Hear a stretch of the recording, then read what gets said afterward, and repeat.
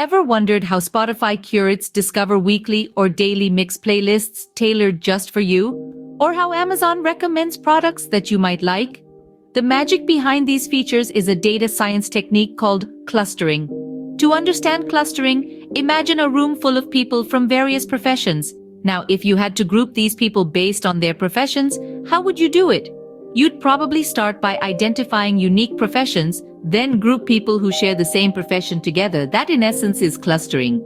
In data science, clustering is a method of unsupervised learning. Unlike supervised learning, where we train a model using labeled data, in unsupervised learning, we deal with unlabeled data. The model itself has to figure out patterns and relationships in the data. Clustering, as the name suggests, involves grouping data points that share similar characteristics. These groups or clusters contain data points that are similar to each other and dissimilar to data points in other clusters. Sounds simple, right? But how do we measure this similarity or dissimilarity? There are many ways, but one common method is using distance measures, like Euclidean distance.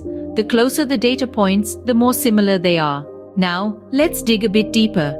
There are various types of clustering, including hierarchical, partitioning, and density-based clustering. Each type has its own strengths and weaknesses, and the choice of method depends on the nature of the data and the specific problem at hand.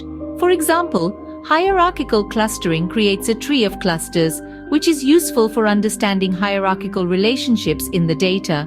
Partitioning methods like k-means divide the data into non-overlapping clusters. Density-based methods like dbscan form clusters based on areas of high density. To perform clustering, one typically follows a series of steps. First, choose the type of clustering method. Second, select a measure of similarity or dissimilarity. Third, decide the number of clusters. And finally, assign data points to clusters. To sum up, clustering is a powerful data science technique that finds patterns in unlabeled data by grouping similar data points together. It's used in many applications, from music and product recommendations to customer segmentation and anomaly detection. Remember, the key to successful clustering lies in understanding your data and choosing the right clustering method and similarity measure. And while it might seem complex at first, with practice, clustering can become an essential tool in your data science toolkit. So whether you're curating playlists or recommending products, remember, it's all about finding the right cluster.